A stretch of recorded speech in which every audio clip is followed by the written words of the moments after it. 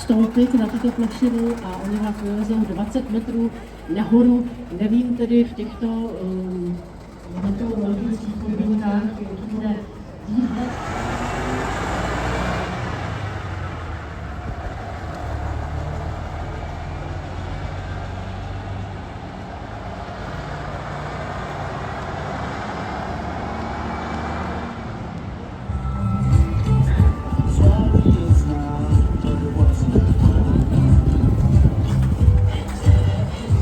Už to nastartoval.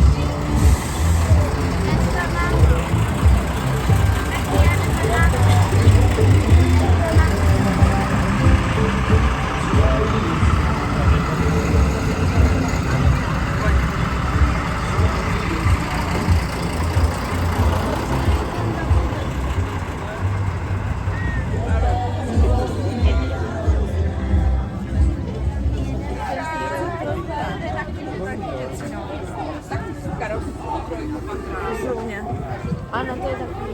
To bychom si pak odvozovny mohli zaběhnout dolů, ale nevím, jak je. Jak to myslíš, že odvozovny se běhnou dolů? Domů, no, fakt. Tak čas nám pokročil. Za 10 minut budou odjíždět další autobusy, tedy v 11:30 nebo harmonika, nevím, jak kdo mu říká, ale to se třeba, kterých si můžete dát něco dobrého, anebo kdybyste si chtěli třeba zahrát kuličky, nechtěli byste se schýbat až na zem, tak stánek Českého rozhlasu Region takovou možnost poskytuje. Máme tady kuličkový stůl, kde si můžete tuto hru zahrát. A mimochodem, když byste se chtěli podívat třeba do vysílacího studia nebo do newsroomu, zkrátka do budovy Českého rozhlasu Region a stanice Rádio Praha,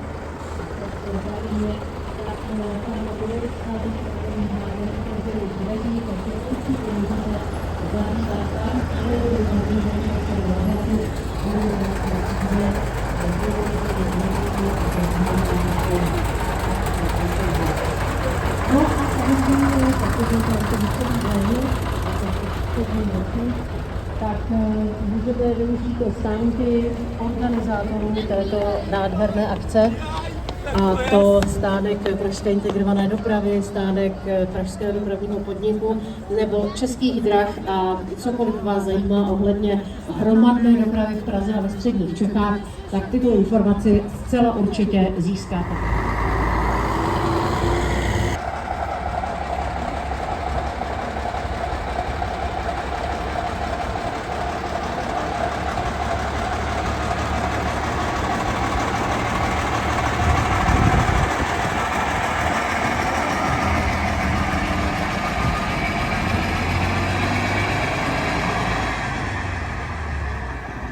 Železnic, kdo se chce podívat, navštívit, tak teď v pravé poledne Irisbus na lince číslo 3, ale potřebujete místenku. Ve 12 to taky pojede Karosa B730 ND 313 Lion City. I na ten potřebujete místenku, takže kdo se chystáte teď na nějakou zjízd, tak určitě musíte vystát solidou. On si musí nadjet pořádně, aby jsem zajel.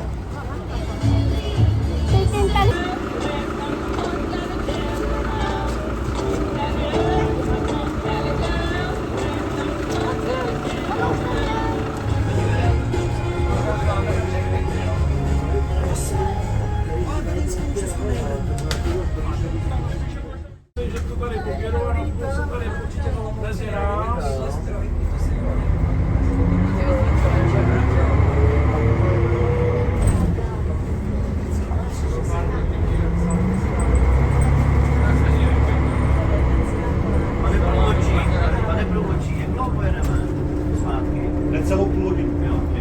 No, pokud se nestane nic jakoby neobvyklého po cestě, tak byste měli být za méně než 30 minut zpátky. Okay.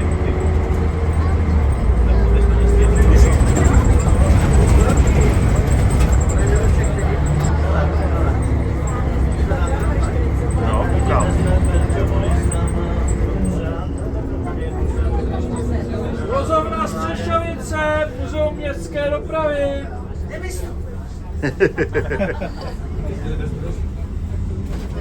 Já slečna nemá takový chleba, teda, jestli tady takhle stojí, co nejde.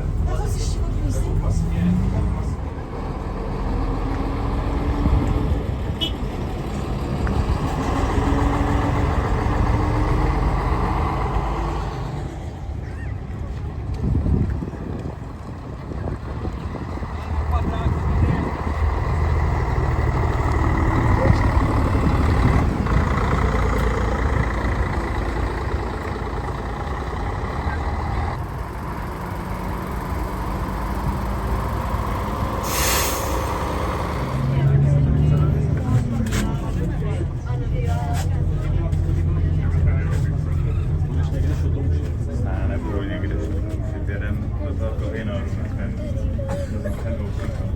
dneska zítra. Dej mi vědět, jestli tam je pořád skleněná vitráž.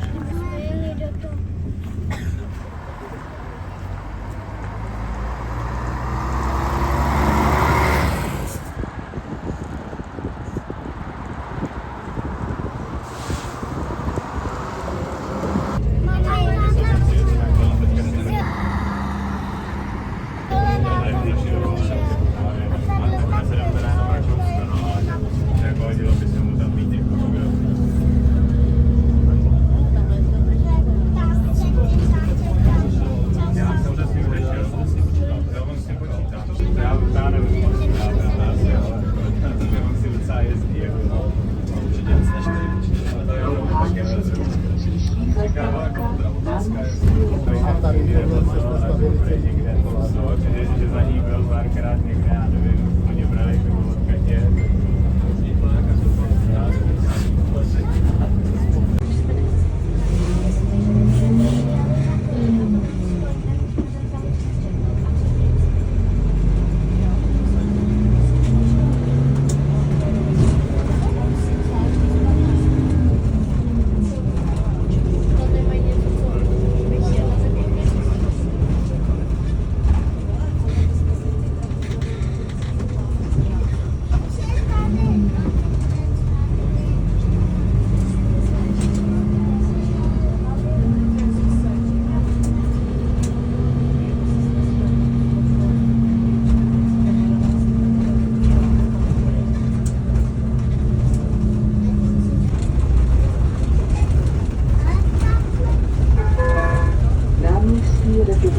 Přestup na metro.